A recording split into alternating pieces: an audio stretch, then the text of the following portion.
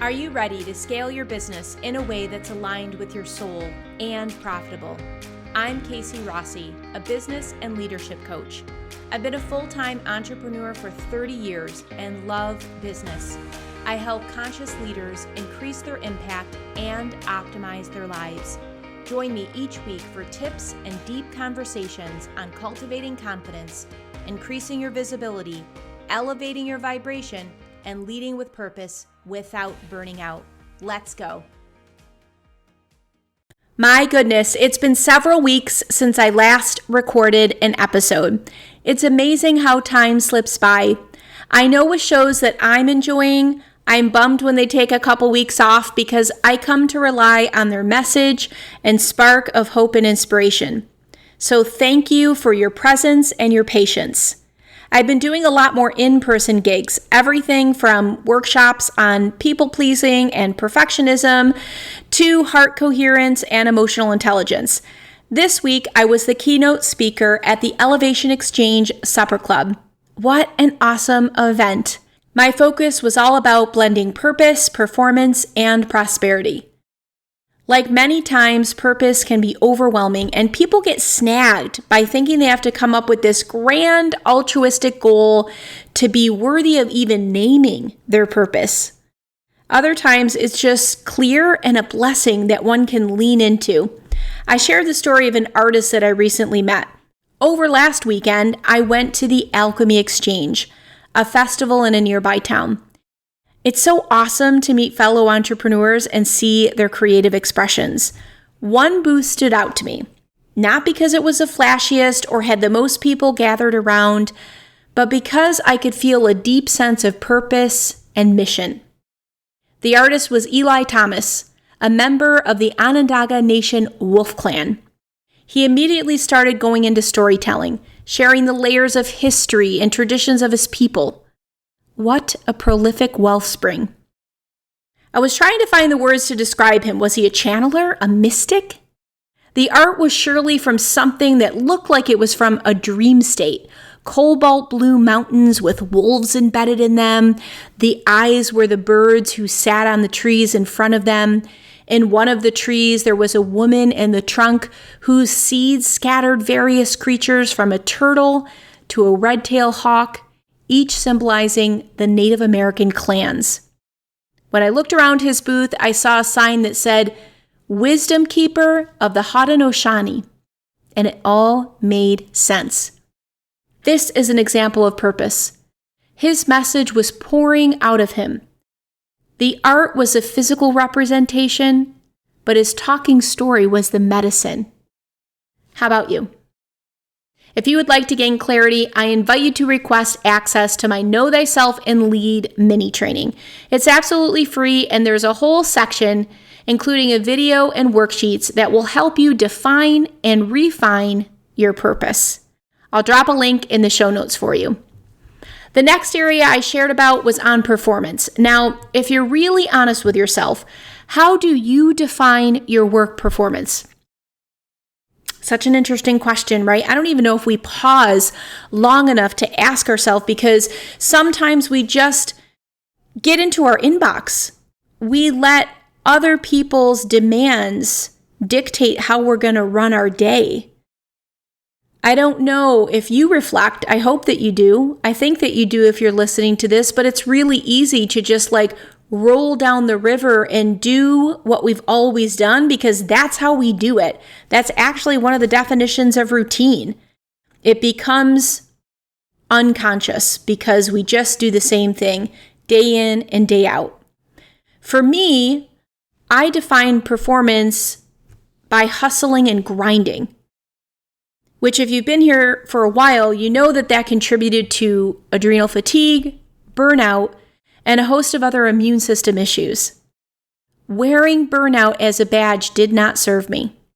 It was a mind lie that I was a good girl and that honest work was hard work. This took years to unpack and unwind. And even now, I have to be really mindful of patterns of all the overs. Despite having spent a long time on this particular issue, there are overs that creep up. Overdoing, overcommitting, overworking, overeating, overgiving. Patterns of the overs. And our patterns are usually deeply ingrained. We've made meanings around things like, if I'm still, I'm lazy. Or on the flip side, if I'm productive, I'm valuable. This week I had a coaching session with a mission-driven director. She has spent a lifetime working hard, pushing, holding everything together at work and at home. She's a mom of 3 kids, one of which is facing some significant health challenges. Her pattern is deep, which is to hold it all, mitigate, shield, and protect those that she loves, including her team at work. She has become so entrenched in being in the rescuer mode. If you're familiar with the Kartman Drama Triangle, if not, I'll put a resource in the show notes as well. But basically, the rescuer role. Her orientation is to save the less fortunate, the younger, victim mentalities, and basically anyone and everyone who looks like they need fixing or would be uncomfortable if they were served up a plate of accountability. It's painful to watch and challenging to coach because it's deeply rooted. I told her the first step is awareness. The second step is willingness to change. And from there, it's an intentional practice day by day. The beautiful ray of hope is that our brains can be molded, changed, and shifted to serve you. We can, with practice, patience, and a ton of self-grace, _self-grace, form new neural pathways. Ones that will allow us to stay in our own lane, create and maintain boundaries, and bring insight to the why behind putting ourselves last. I like to say, don't settle for the crumbs. You are worth the whole damn cake. The last segment I touched on was prosperity. You know that I'm a lover of all things holistic, that I prefer to look through the lens of the sum, right? The synergy that points to the sum, which is greater than the parts. I share what life is like living through a single lens view, for example, solely being focused on your metrics in business, but then how do the other areas of your life look and feel? I know for me, when I was grinding in my 7-figure business, I felt like crap.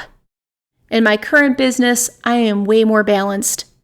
The areas of my life like health, relationships, joy, spirituality, they are tuned and dialed in. Dr. Tara Swart, a top brain expert, shares an exercise in her book, The Source, which if you haven't picked it up, I highly recommend it. And she has an exercise in there that can help you identify areas where you may be over or underdeveloped. So based on information from the source, the categories of whole brain thinking, which to me, if we're thinking it, we're living it. So I look at it not only as whole brain thinking, but also living in balance. So she talks about the physical relating to your body and physical well-being, including exercise and physical sensations. The emotional, so concerning your feelings, emotional awareness, and emotional intelligence, one of my favorites. The intuitive, which is focusing on your gut feelings, instinct, and trusting your intuition. Logical, which involves your rational thought processes, reasoning, and problem solving. And creativity, pertaining to your ability to generate new ideas and think outside of the box. It's very similar to my holistic wealth model. I look at the prosperity pie in 6 sections. They are physical, emotional, spiritual, financial, connective, which are those interpersonal relationships, and collective. What is your positive ripple effect? How are you contributing to legacy leadership? What's your give back? That's what I mean by collective. One of the attendees at that entrepreneur dinner, a local chiropractor, shared that hearing about the holistic prosperity pie was valuable for her. She was feeling like a failure by not being fully booked. And when in essence, she had time to be in nature, walk her dog, and have slow, easy mornings when she didn't have to go into the office until 11 a.m. to see her first client of the day. It helped her reframe what sustainable success truly means. I love it when that happens. I love to question the norm, to bust paradigms, to crack limiting beliefs, and to give space and reflection to be the architect of your life, your business, and in essence, your dreams.